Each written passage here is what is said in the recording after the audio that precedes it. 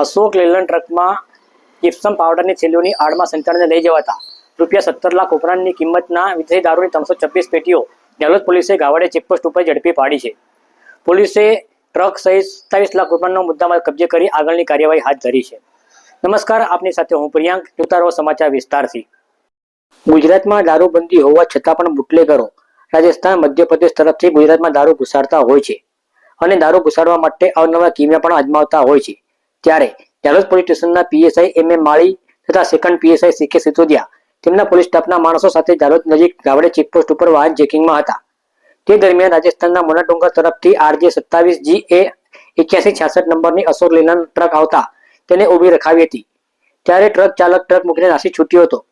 પોલીસે ટ્રકમાં તપાસ કરતા ટ્રકમાં જીપ્સમ પાવડરની થેલીઓની આડમાં સંતાડીને લઈ જવાતા ભારતીય બનાવટના વિદેશી દારૂની 326 પેટીઓ મળી આવી હતી.